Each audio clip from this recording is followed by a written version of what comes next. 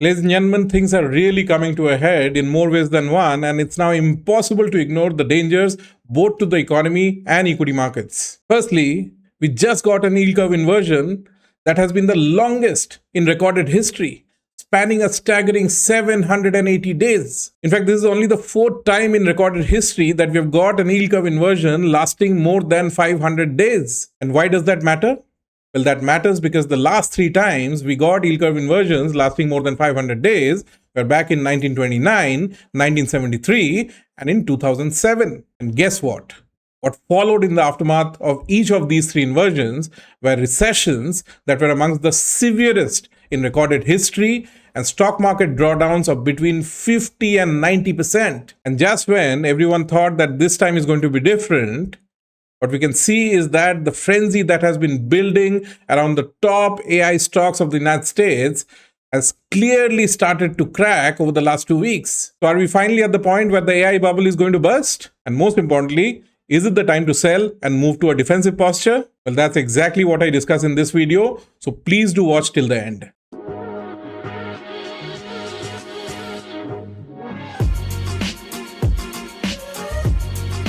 Ladies and gentlemen, hi. A very warm welcome to each and every one of you. Before I start this video, I wish to thank each and every one of you for the overwhelming response that all of you gave to my last video. My dear friends, I published this video on 20th of October 2025, and so far this video has received more than 90,000 views over the last 3 weeks or so. Not just that, more than 3,000 of you have been kind enough to subscribe to my channel after watching this video. My dear friends, it goes without saying that this kind of overwhelming show of love and support goes a long way in inspiring me to work harder still to continue producing high quality content consistently. Now, those of you who have watched my last video would know that in this video, I reiterated my 3 conditions that I believe must be fulfilled before the next recession can materialize. Just to be sure, these are not new conditions that I laid down in my last video. Instead, these are conditions that I had laid down more than 1.5 years back in this earlier video of mine that I had published on 6th of April 2024. If you haven't had a chance to go through this video, I will strongly encourage you to go and have a look at this video. I'm going to leave a link to this video in the description. What are these 3 conditions that I believe must be fulfilled before the next recession can materialize? The first condition, of course, is that the yield curve should have uninverted. The second condition is that the balance in the reverse repo facility should have gone down to 0. And the third and final condition is that the Fed should have started cutting Fed funds rate. And out of these 3, in my last video, I focus on the first condition, which is yield curve should have uninverted. In the last video, we saw how yield curve inversion has historically served as a very reliable leading indicator of an upcoming recession in the United States. And we also saw in the last video how almost every yield curve inversion historically has been followed by a recession in the US. And this is especially relevant at this point in time because we got this massive yield curve inversion recently between October of 2022 and December of 2024. And the most alarming bit about the recent inversion that we got, as we saw in the last video, is that this is only the 4th time in recorded history that a yield curve inversion persisted for more than 500 days. And why does that matter? That matters because the last 3 times we got yield curve inversions of more than 500 days, the outcome for both the economy as well as equity markets was disastrous. So these are the last 3 times when we got inversions lasting more than 500 days. The first time this happened was in 1929, and we know what happened after that. We got the Great Depression following the inversion of 1929, during the course of which the Dow Jones corrected by nearly 90%. The second time we got an yield curve inversion lasting more than 500 days was in 1973, which was followed by a recession which was arguably one of the severest in recorded history. And what was the impact of this on equity markets? Well, as you can see, during the course of this recession, the S&P 500 crashed by nearly 50%. And last but not the least, the third instance of an yield curve inversion lasting more than 500 days happened between 2006 and 2007, which was of course followed by the great financial crisis of 2008. What was the impact of this on equity markets? Once again, during the course of this recession, the S&P 500 corrected by more than 50%. And well, now that we have got the 4th instance of an yield curve inversion lasting more than 500 days, is it that we should now expect a similar fate for both the economy and equity markets going forward in 2026? Well, we'll have to wait and watch how things shape up in 2026.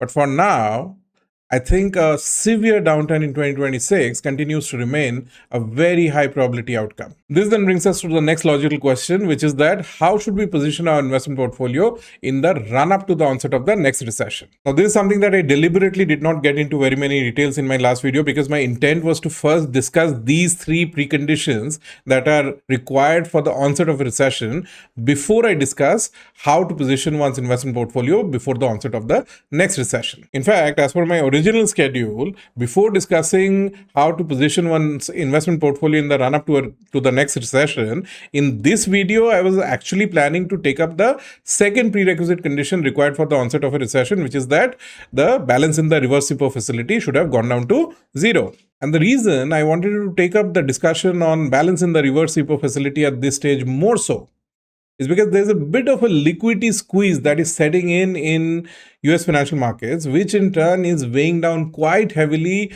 on all the leading US indices and especially on the high-flying AI stocks. And guess what? This liquidity squeeze has a lot to do with the reverse repo facility.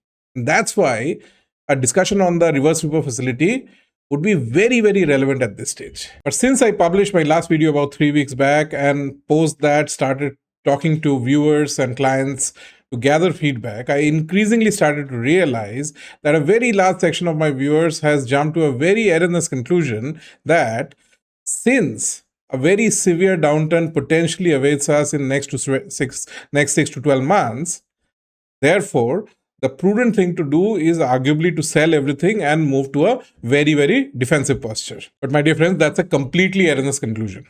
In fact, in my last video, I specifically mentioned that I continue to remain fully invested in stocks in my personal investment portfolio as well as in the investment portfolio of my clients. And that's why, my dear friends, I decided that I'll first discuss how to optimally position our investment portfolio in the run up to the next recession before I take up the discussion on the reverse repo facility. Now, before we understand how to optimally position our investment portfolio in the run up to a recession, let us first try to understand once again very, very carefully the exact sequence of events that typically plays out in the run up to a recession and the accompanying market crash. And for that, I want to go to this chart, which I had shown in my last video. This chart basically depicts the relationship between the US yield curve and the Nifty. And in this chart, I want to specifically go back to the period in the run up to the recession of 2008. What I'm going to do now is to zoom in and take a closer look at the period around the 2008 recession. So here you go. This is the same chart. I've just zoomed in and I'm trying to take a closer look at the period around the 2008 recession. Now, as we saw in the last video, we got a recession in 2008, but we got an yield curve inversion more than 1.5 years prior to that. That's in July of 2006. In fact, if I have to be even more precise, the first inversion happened as early as January of 2006. But as it happens, the first inversion is usually not a decisive inversion. What do I mean by that? As you can see in the chart here, after the first time the yield curve inverted in January of 2006, the yield curve basically hovered around the zero line for almost 6 months. And then finally, in July of 2006, we got a decisive inversion. A decisive inversion is the point where the yield curve basically goes below the zero line and then it stays below the zero line for a protracted period. And then the yield curve remained inverted for almost a year. And then finally, we got the first un-inversion on 30th of May 2007. But just like in case of the first inversion, the first un-inversion is also usually not a decisive un-inversion. As you can see in this chart, after the first un-inversion, the yield curve basically hovered about the zero line for a couple of months. And then we finally got the final decisive un-inversion on 28th of August 2007. The final decisive un-inversion is the point where the yield curve finally goes above the zero line for good, and after that it continues to remain above the zero line for a protracted period. So we got this decisive un-inversion on 28th of August 2007, and in about 4 months' time after that, we got the onset of a recession, and this was a particularly severe recession, which was accompanied by very steep stock market corrections around the world, including here in India. In India, the Nifty corrected by as much as 60% during the course of the 2008 recession. So to quickly summarize the sequence of events, you get the first un-inversion of the yield curve, followed by a decisive un-inversion of the yield curve a couple of months down the line. Post that, a couple of months down the line, you usually get the onset of a recession, which is usually accompanied by a very large stock market crash. So if the un-inversion of the yield curve ultimately paves the way for a large stock market crash couple of months down the line, then should we just sell everything and move to a very defensive posture as soon as the yield curve uninverts? And the answer to that, my dear friends, as I've stressed in many of my previous videos, is an unequivocal no. Because we can also see in this chart that before the onset of a recession in January of 2008, we got a furious 48% rally in the Nifty over a 7-month window between the points when the yield curve first uninverted in May of 2007 and the point when the US economy finally slipped into a recession in January 2008. My dear friends, I want to take a pause so that the gravity of what I just said can sink in. Considering the Nifty has historically delivered a return of about 12% per annum, 48% over a 7-month period basically means the Nifty delivered almost 4 years worth of return within a window of just 7 months. So my dear friends, the moral of the story is that yes, the uninversion of the yield curve does signal that a recession is just around the corner, which is likely to be accompanied by a large stock market crash. But before the onset of the recession, the inversion of the yield curve also signals that we are very likely to get this one last leg of the melt up in equity markets. And this last leg of the melt up usually is the most furious part of the melt up. That's why, my dear friends, unless you are prepared to forego these lumpy returns which typically accrue during the course of the last leg of the melt up in the run up to a recession, it's not a good idea to get out of equity markets in the run up to a recession after the yield curve has uninverted. I know this automatically gets us to the next question, which is that how is it that we can come to know that it is now time for the onset of the next recession, and hence this is now the time to get out of equity markets? And undoubtedly, that's the million-dollar question, and we need to have an answer for that. But my dear friends, that's a discussion for another day. Well, I promise that this is something that I will discuss in a future video. In fact, I will do a dedicated video to discuss the parameters which can potentially help us pinpoint the time of onset of the next recession with a fairly high accuracy. But for now, I just want you to know that this is not the time to sell everything and get out of equity markets. Now I'm going to jump to what's been happening in recent times in the current business cycle. My dear friends, we saw this in the last video. In the current business cycle, the yield curve first inverted in October of 2022. After that, the yield curve remained inverted for more than 2 years. And finally, we got the first un-inversion in December of 2024, making this one the longest yield curve inversion in recorded history, lasting a staggering 780 days. And mind you, even after an inversion lasting 780 days, even now, we have not got a decisive un-inversion. As you can see in the chart, for the last almost 1 year now, the yield curve after uninverting for the first time has been hovering about the zero line for the last almost 11 months. Historically, based on what has been observed in previous business cycles, we need to first get a decisive uninversion of the yield curve. Post that, somewhere down the line, can we expect the onset of a recession? Right now, we are at a stage where the process of the uninversion of the yield curve itself is not fully complete. And that's why, my dear friends, I strongly believe that at this stage, the risk of onset of a recession in the immediate future is very, very low. What is going to be the likely path from here? Well, I believe that the likely path from here is going to be exactly along the same lines as what has been observed in previous business cycles. First, we are likely to get a decisive uninversion of the yield curve, which I think is likely to happen sometime later this year or in early 2026. Once we get a decisive uninversion, that I think will ultimately pave the way for the final leg of the melt up in the Nifty to play out. But I'm not trying to predict some kind of a multi-year bull run here. I'm very clear. I believe this rally is likely to last only up to the point the US economy finally slips into a recession. which I believe is likely to happen sometime over the next 6 to 12 months. And once the US economy slips into a recession, I believe that this rally will ultimately fizzle out and will pave the way for the next major market crash. Now, I know all of you are going to hound me for timelines for this to play out. And to be honest, I do not have very precise timelines for this. But my best guess at this stage is that the better part of the melt up is likely to play out sometime over the first half of 2026 and then sometime in the second half of 2026 and almost certainly before Diwali of 2026, I think the US economy would have slipped into a recession. That, as I mentioned a while back, would very likely pave the way for the next big market crash. So my dear friends, I have no doubts that the next 6 to 12 months are going to present investors with risks and opportunities in equal measure. I think there's going to be a fortune to be made in the run up to the next recession.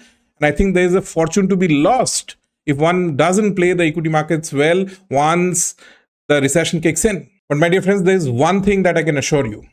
Over the next 6 to 12 months, your conventional SIP-based investment approach is not what is going to work. Instead, what is going to be imperative for each and every one of us is to have a rules-based investment approach to navigate our way through the ups and downs of equity markets over the next 6 to 12 months. By a rules-based investment approach, I mean an investment framework linked to liquidity-related global macro parameters that can potentially help us ride this rally till such time that liquidity conditions continue to remain easy and also help us get out of equity markets in a timely manner once liquidity conditions start to tighten and ultimately pave the way for the next big market crash. At metacaps.ai, we have built a robust rules-based framework in order to drive our flagship AlphaSIP strategy, which is what we make use of in order to manage the portfolio of our clients who have entrusted their hard-earned money for us to manage. As part of the AlphaSIP strategy, we continuously rebalance our client portfolios between a bunch of high-performing equity funds and debt funds based on changes in not one, not two, not three, but more than 15 bond market as well as global macro parameters. Our rules-based approach has enabled us to execute a bunch of fantastic trades over the last 1 year, which has enabled our clients to sidestep to a very large extent the correction that has been witnessed in the Nifty between September of 2024 and March of 2025, and also ride the rebound rally to a very large extent that has been witnessed in the Nifty since early April 2025. And that's why if you are one of those who is finding it difficult to manage your investment portfolio based on a very strict rules-based approach, then you can consider investing in our flagship AlphaSIP strategy. We offer the AlphaSIP strategy in 3 different variants, the details of which are there on your screen right now. The variant which happens to be most popular amongst retail investors happens to be the first one, the AlphaSIP tax saver variant.